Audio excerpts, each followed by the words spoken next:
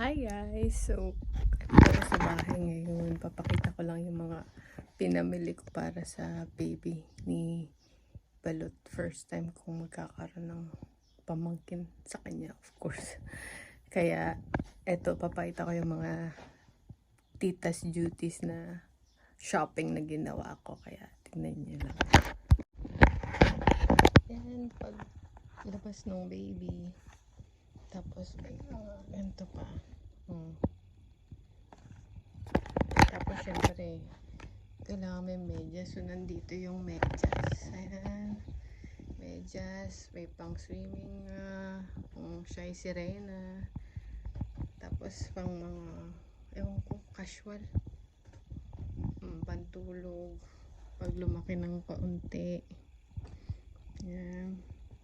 Mga cute stuff lang. Ayan.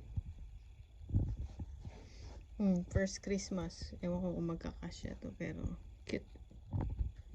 Ayan. Tapos may mga hoodie. May mga, ayan. Shoes. Turban. Ang kanyang pangbinyag. Ayan. Ayan lahat. First time kong magkakapamangkin ng babae sa internal family ba tawag? Immediate family. Kaya, I went crazy. Ang cute, diba? Kulang pa yan, pero tama na munang mahal. Meron pa akong isang kwento, pero maya-maya na lang yun. Hi po, kamusta?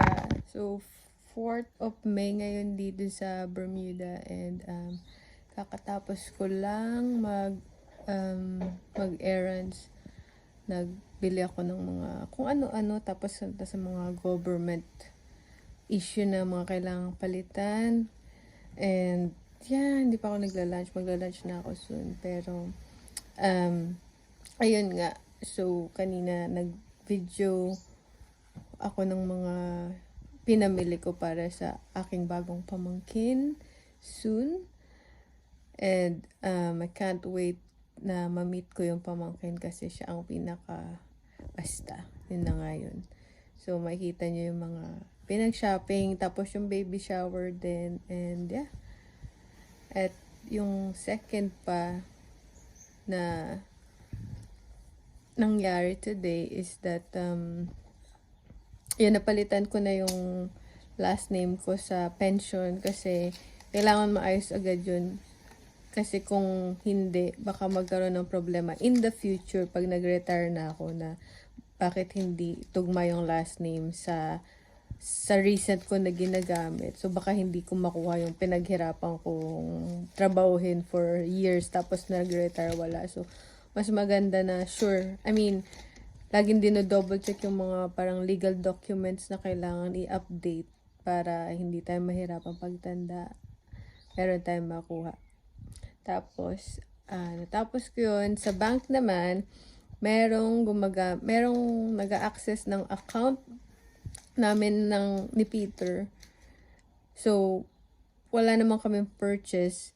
Hindi siya na-trace sa mga card namin, mga debit cards namin. Hindi siya na-trace doon. So, parang may mga scammers na naggamit ng kanyang account mismo para bumili ng ticket sa America, flight.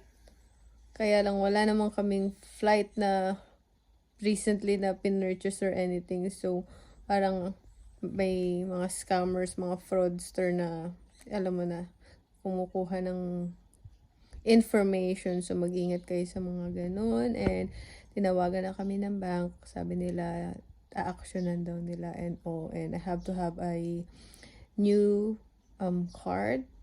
So, the first one will be blocked, and then they will issue me a new card para maiwasan na yung nangyari nga na yun.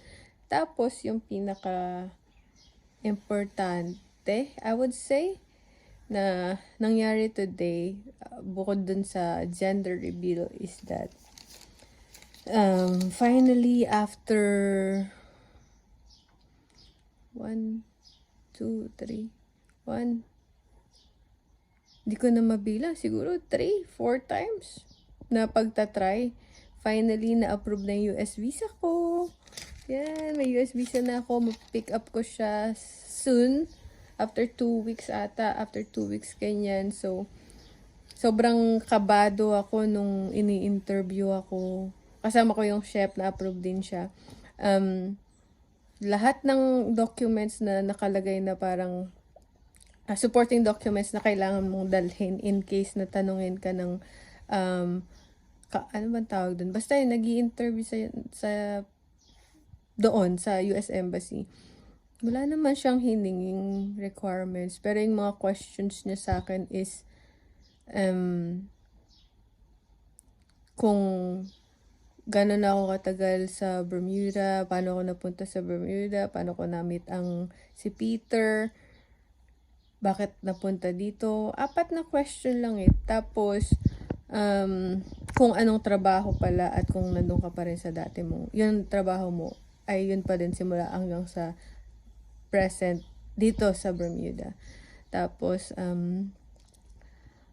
yun lang. Walang hininging documents. Ang nakakapagtaka. Pero, of course, masaya, di ba? Kasi hindi ko na kailangang magbukas-bukas ng mga papers. And, nakakakaba. Sobrang kaba ko, pero hindi na kasing gaya ng dati kasi sinet ko na sanay na akong ma-disappoint, pang ilang try ko na to. Kaya kanina nagpa-practice pa ako, nasasabihin ko kay Peter na, honey, I didn't get it. Mga ganong practice. Tapos, ang nararamdaman ko while nandun ako sa embassy, nasusuka, natatae, basta nako, sobrang kaba, sobrang nilalamig. Tapos, ayun, yung ano lang talaga, yung pag nandun ka sa interview, kasi dati, tinry ko pang yung pag may tinatanong, parang maboka ka pa. Ano lang, kung anong tanong yun ang sagot. Wala ka nang sasabihing labis pa.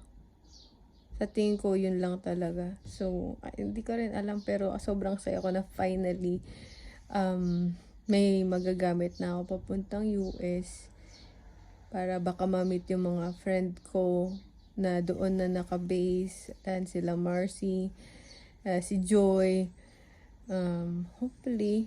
Tapos, basta, yung mga ganun. Pero ang pinaka-importante is makaka-uwi na ng Pinas ng mas mura. Kasi yun talaga yung noon pang sinasabi ko na reason is I just wanna go home with paying cheaper price, diba? Kasi ayaw naman natin gumastos talaga ng todo pagdating sa flight kasi iba pa yung gastos sa ibang bagay. So, yun, na-share ko lang sa inyo ng maiksing-maiksi lang na may visa na ako. US visa. Finally, after 4 to 5 tries yata. So, sa mga nagtatry, huwag kayong sumuko. Kasi ako ilang beses na akong napanghihinaan. Tsaka, di na masyadong outfit. Naka-uniform nga ako. Pang work. Parang, naka-uniform lang. Wala nang, dati, outfit. Hindi naman yung kasama sa criteria. Anyway, yun, thank you sa panonood. And, sana sa mga mag-a-apply ng US visa, ma-approve din kayo. Bye-bye!